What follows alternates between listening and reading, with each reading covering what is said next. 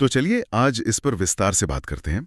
हमारे पास भारत की कला और संस्कृति की नींव रखने वाली कुछ जगहों की जानकारी है।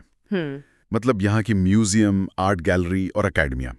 ये जानकारी खास तौर पर बीपीएससी टीआरई 4.0 की ललित कला परीक्षा की तैयारी करने वालों के लिए इकट्ठे ली गई है।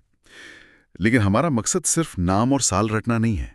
नहीं, बिल्कुल नहीं। हम ये समझने की कोशिश करेंगे कि ये संस्थाएं भारतीय कला के इतिहास में इतनी जरूरी क्यों हैं, इनकी कहानी क्या है। बिल्कुल। और ये कहानी समझना जरूरी है क्योंकि परीक्षा में जो सवाल आते हैं, हाँ, स्थापना कब हुई, कहाँ है, क्या खास है, वो सब इसी कहानी का हिस्सा है। सही कहा। तो आज हम इन संस्थाओं को एक सिलसिलेवार ढंग से देखेंगे। कौन सबसे पुरानी है, कौन सबसे बड़ी, और किसके बनने के पीछे क्या सोच थी। एक तरह से भारत की कला की यात्रा का नक्शा बनाने जैसा। हाँ, जो याद रखने में भी आसान होगा। ठीक है, तो इस सफर की शुरुआत कहाँ से करें? मेरे ख्याल से उन विशाल इमारतों से जहां हमारा इतिहास सांस लेता है। म्यूजियम से। म्यूजियम्स। जी। जब हम भारत के सबसे बड़े म्यूजियम की बात करते हैं तो एक ही नाम जहन में आता है, राष्ट्रीय संग्रहालय, नई दिल्ली। हाँ, और इसकी शुरुआत ही एक बहुत दिलचस्प कहानी बताती है। राष्ट्रीय संग्रहालय यानी नेशनल म्यूजियम 1949 में बना। 1949। जरा इस साल पर गौर कीजिए। देश को आजाद हुए सिर्फ 2 साल हुए हैं। एक नया देश दुनिया को अपनी पहचान बता रहा है। ऐसे में एक राष्ट्रीय संग्रहालय बनाना सिर्फ पुरानी चीजों को इकट्ठा करना नहीं था। ये एक ऐलान था। बिल्कुल। ये कहने का तरीका था कि हमारी हजारों साल पुरानी सभ्यता है, हमारी एक कहानी है, और अब हम इसे अपनी शर्तों पर दुनिया को सुनाएंगे। वाह, मतलब ये सिर्फ एक बिल्डिंग नहीं बल्कि एक नए राष्ट्र का आत्मविश्वास था। हाँ। और इसके कलेक्शन के बारे में क्या कहेंगे? सुना है कि ये बहुत विशाल है। विशाल तो शायद छोटा शब्द है। यहाँ 5 लाख से ज्यादा कलाकृतियां हैं। 5 लाख? आप सोचिए, हड़प्पा की उस मशहूर डांसिंग गर्ल से लेकर मौर्य और गुप्त काल की मूर्तियां, मुगल काल की मिनिएचर पेंटिंग्स, न जाने क्या क्या। ये तो भारत के 5000 साल के इतिहास को एक छत के नीचे लाने जैसा है। ये सिर्फ कला नहीं, ये हमारी सभ्यता का, क्या कहते हैं, डीएनए है, जिसे एक जगह सहेज कर रखा गया है। लेकिन राष्ट्रीय संग्रहालय तो आजादी के बाद बना। क्या उससे पहले भी भारत में कोई बड़ा संग्रहालय था? हमारे स्रोतों में भारतीय संग्रहालय कोलकाता का जिक्र आता है। हाँ, और ये तुलना बहुत जरूरी है। भारतीय संग्रहालय कोलकाता देश का सबसे पुराना म्यूजियम है। अच्छा। ये अंग्रेजों के जमाने में बना था। यहाँ भी बहुत कीमती पुरानी चीजें हैं, लेकिन दोनों की सोच में एक फर्क है।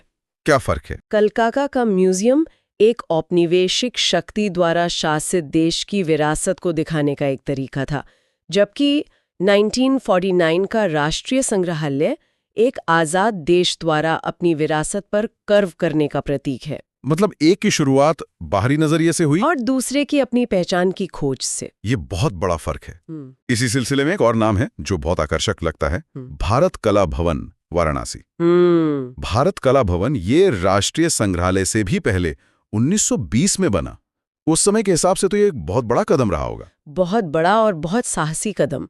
सोचिए, साल है 1920, देश में आजादी की लड़ाई जोरों पर है। हाँ बिल्कुल। उस माहौल में कला के पारखी राय कृष्णदास बनारस हिंदू यूनिवर्सिटी के कैंपस में एक ऐसी जगह बना रहे हैं जो सिर्फ भारतीय कला को समर्पित है। मतलब ये सिर्फ कला इकट्ठा करना नहीं था? नहीं, ये एक तरह का सांस्कृतिक जवाब था। उस दौर में जब ब्रिटिश सोच और कला को ऊंचा दर्जा दिया जाता था, राय कृष्णदास जैसे लोग कह रहे थे, नहीं, हमारी अपनी परंपरा, हमारी मूर्तियां, हमारी पेंटिंग्स भी उतनी ही गहरी और महत्वपूर्ण है। ये तो कला के जरिए आजादी की लड़ाई लड़ने जैसा था। बिल्कुल, एक राष्ट्रवादी प्रोजेक्ट था ये। और इसका संग्रह है? भारत कला भवन का संग्रह बहुत खास है। ये बौद्ध और हिंदू मूर्तियों, लघु चित्रों और पांडुलिपियों का ऐसा खजाना है जो आपको कहीं और नहीं मिलेगा। ये जगह भारत की रूहानी और धार्मिक कला की गहराइयों में उतरने जैसी है। इन सबसे बिल्कुल अलग एक नाम और है, भारत भवन, भोपाल। हाँ, भारत भवन। इसका साल है 1982। काफी नया है ये, और नाम में भवन है, संग्रहालय नहीं। क्या ये कुछ अलग है? आपने बिल्कुल सही पकड़ा। ये एक म्यूजियम से कहीं ज्यादा है। अच्छा। 1982 तक भारत एक स्थापित राष्ट्र बन चुका था।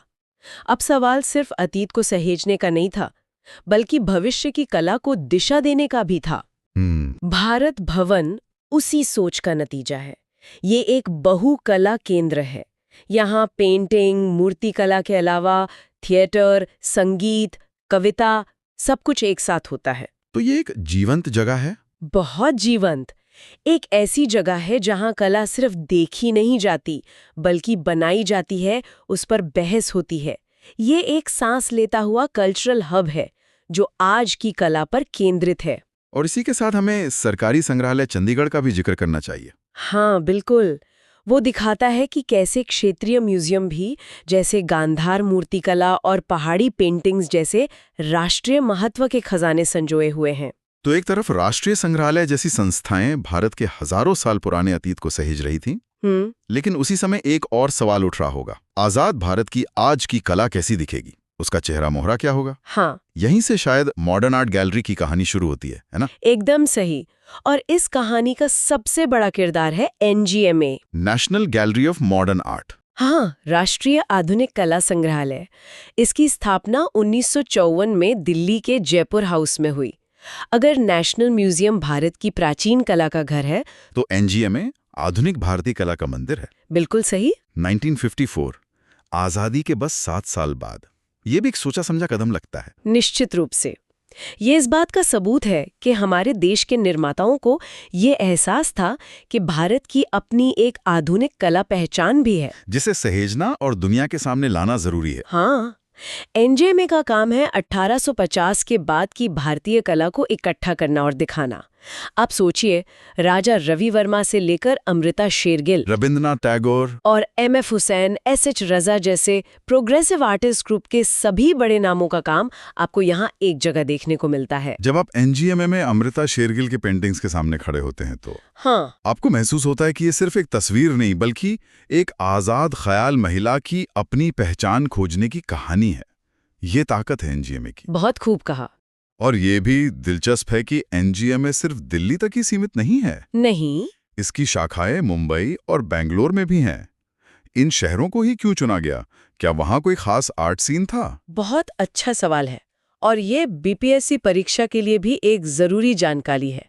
देखिए, दिल्ली तो राजधानी है, वहां राष्ट्रीय संस्था का होना स्वाभाविक है। लेकिन मुंबई हमेशा से भारत का एक बड़ा कला केंद्र रहा है, खासकर प्रोग्रेसिव आर्टिस्ट ग्रुप की वजह से। सही। तो वहां एक ब्रांच खोलना उस शहर के कला इतिहास को सम्मान देने जैसा था। और बेंगलोर को चुनना भविष्य की तरफ देखने जैसा था।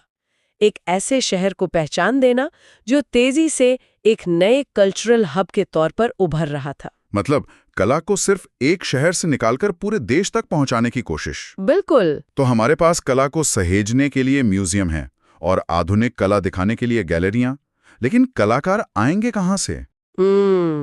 क्या कोई ऐसी संस्था भी थी जिसका काम सिर्फ नई प्रतिभाओं को खोजना, उन्हें बढ़ावा देना और कलाकारों की मदद करना था? यही वो जगह है जहां राष्ट्रीय ललित कला अकादमी जैसी संस्थाएं सामने आती हैं। ललित कला अकादमी? इसकी स्थापना भी 1954 में हुई और इसका उद्घाटन उस समय के शिक्षा मंत्री मौलाना अबुल कलाम आजाद ने किया था। अच्छा। इसका मकसद ही यही था, ललित कलाओं यानी पेंटिंग, मूर्तिकला, ग्राफिक्स जैसी कलाओं को बढ़ावा देना।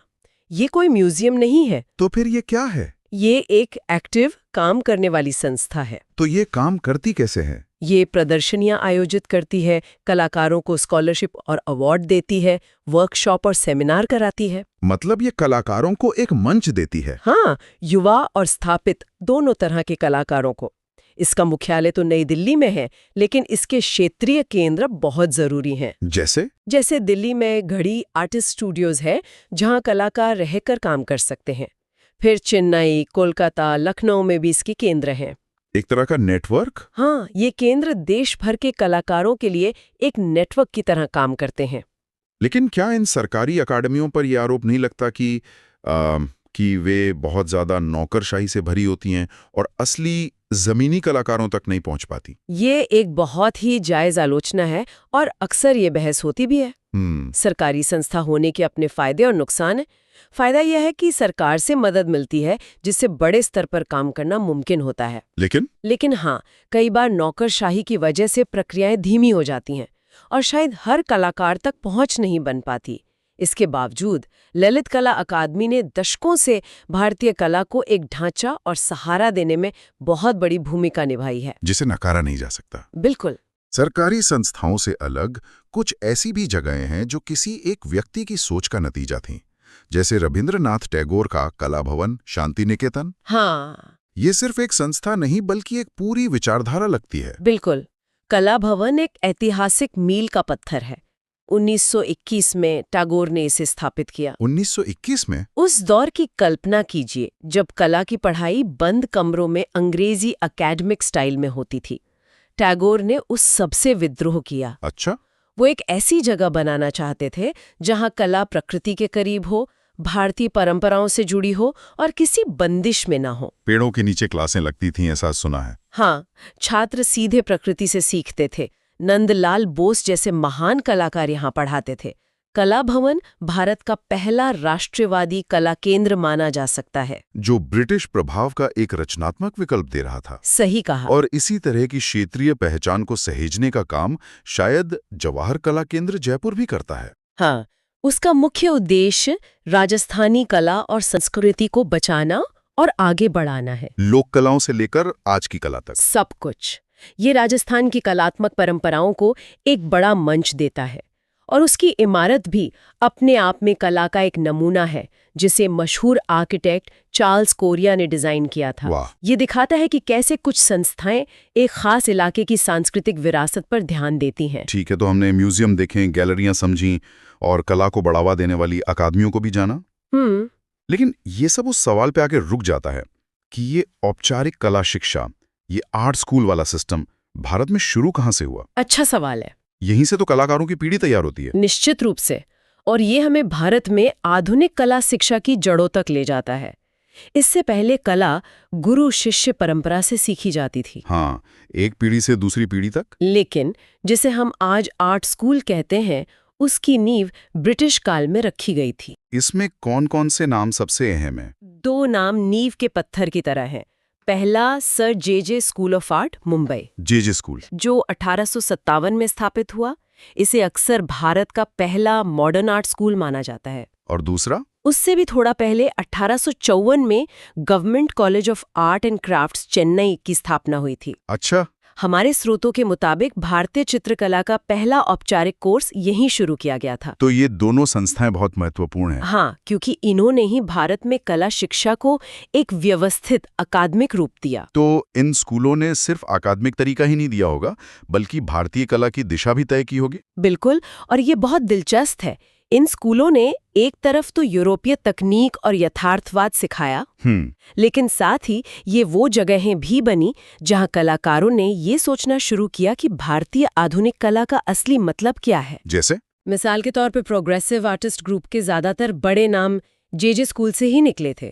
उन्होंने वहां पश्चिमी तकनीक तो सीखी, लेकिन फिर उसी तकनीक का इस्तेमाल करके भारतीय विषयों और अपनी जड़ों को एक नई जुबान में पेश किया। तो ये स्कूल बहस और नए विचारों के केंद्र भी बन गए। बिल्कुल। वाह, मतलब ये एक पूरा नेटवर्क है जहां हर चीज एक दूसरे से जुड़ी हुई है। हाँ, एक इकोसिस्टम। हमारे पास इतिहास को सहेजने वाले म्यूजियम हैं, आजादी के बाद की कला को मंच देने वाली गैलरियां हैं और कलाकारों को तैयार करने वाले स्कूल और अकादमियां हैं। बीपीएससी परीक्षा की तैयारी करने वालों के लिए तो साफ है कि क्या, कहां और कब जानना बहुत जरूरी है। हाँ, स्थापना का साल, जगह, संस्थापक और किस चीज के लिए मशहूर है, ये सबसे जरूरी पॉइंट्स हैं। सीधे सीधे पूछे जाने वाले सवाल। हाँ, सबसे पुराना म्यूजियम कौन सा है, एनजीएमए की ब्रांच कहाँ है, ललित कला अकादमी का उद्घाटन किसने किया, भारत कला भवन कहाँ है, ये सब तथ्य नहीं है। तो फिर ये क्या है? ये हमारी कला की कहानी के अलग अलग अध्याय हैं। अच्छा। हर संस्था अपने समय की सोच और जरूरतों को दर्शाती है। 1949 का राष्ट्रीय संग्रहालय एक आजाद देश की उम्मीदों को दिखाता है। तो 1921 का कला भवन अंग्रेजी हुकूमत के खिलाफ एक सांस्कृतिक प्रतिरोध को। बिल्कुल। और 1982 का भारत भवन एक आत्मविश्वास से भरे देश की भविष्य की कला की खोज को दिखाता है। ये इमारतें सिर्फ ईंट पत्थर की नहीं हैं। नहीं, ये अपने दौर की सामाजिक और राजनीतिक सोच का आईना है। ये तो मैंने कभी सोचा ही नहीं था। ये सिर्फ इमारतें नहीं बल्कि विचार हैं जो समय के साथ विकसित हुए हैं। और ये हमें एक आखिरी सवाल पर छोड़ जाता है। आज की इस डिजिटल दुनिया में जहां हम अपने फोन पर दुनिया की कोई भी कलाकृति देख सकते हैं, इन असली जगहों की भविष्य में क्या भूमिका होगी? ये आज के समय का सबसे बड़ा और जरूरी सवाल है। दिल्ली का राष्ट्रीय संग्रहालय या भोपाल का भारत भवन, ये जगह कलाकारों और कला प्रेमियों की अगली पीढ़ी से जुड़ने के लिए खुद को कैसे बदल सकती हैं?